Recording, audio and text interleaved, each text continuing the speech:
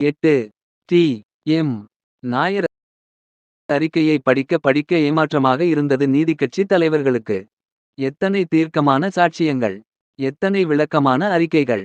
எதற்கும் பலனில்லாமல் போய்விட்டதே.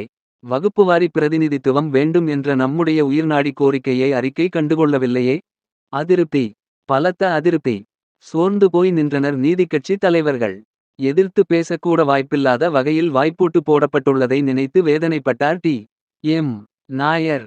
வருத்தத்தை துடைக்கும் நோக்கத்துடன் 3 நேசக்கரங்கள் நாயரை நோக்கி நீண்டன. Lord Lamington, lord Sydenham, lord Carmichael. மூவருமே இங்கிலாந்து நாடாளுமன்ற உறுப்பினர்கள். நாங்கள் இருக்கிறோம். கவலை வேண்டாம். விரைவில் வாய்ப்பூட்டு அகற்றப்படும். ஆவன செய்கிறோம். வாக்குறுதி கொடுத்தனர். சொன்னதைப் போலவே நாடாளுமன்றத்துக்குச் சென்று நாயரின் நிலை குறித்து பேசினர். இந்தியாவில் உள்ள உழைக்கும் மக்களின் குறைகள் பிரச்னைகள் ஆகியவற்றை முழுமையான புரிதலுடன் பேசக்கூடியவர் டி. எம். நாயர். இங்கே இருப்பவர்கள் இந்தியர்களின் பிரச்னைகளை புரிந்துகொள்ள டி. எம். நாயரின் பிரசாரம் அவசியம். ஆகவே தன்னுடைய அரசியல் கருத்துகளைச் சொல்ல எந்த தடையும் நாயருக்கு இருக்கக்கூடாது. மூவர் முன்வைத்த வாதங்கள் நாயரின் வாய்ப்பூட்டை தகர்த்தெறிந்தன. பிராமணர் அல்லாத மக்களுக்கான உரிமை குரலை எழுப்ப இனி தடையேதும் இல்லை. நிமிர்ந்து உட்கார்ந்தார் நாயர்.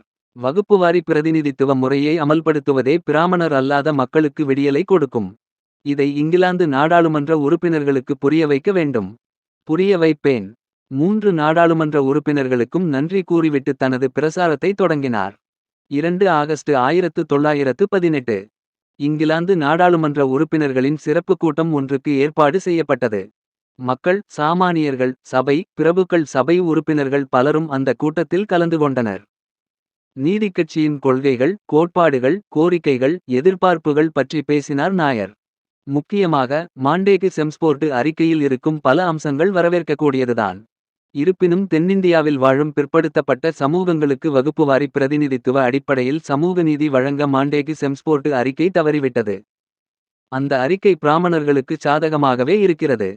அதிருப்திகள் குறைகள் பாராட்டுகள் மனத்தில் தோன்றிய அனைத்தையும் பதிவு செய்தார் நாயர்.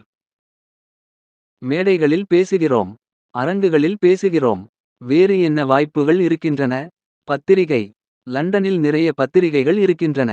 எழுதலாம் என்று முடிவெடுத்தார்.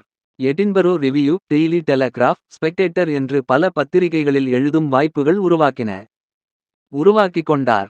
நாயர் எழுதிய கட்டுரைகளை பல பத்திரிகைகள் பிரசுரம் செய்தன. பிராமணர்கள் உடலுழைப்பில் ஈடுபடுவதில்லை. நூல் நூற்பதில்லை. வியர்வை சிந்தும் அடிமைகள் அவர்களுக்காக அனைத்தையும் செய்கிறார்கள். அவர்கள் தங்கள் பங்குக்கு ஆன்மீகத் துறையை பயிற்சி செய்தார்கள்.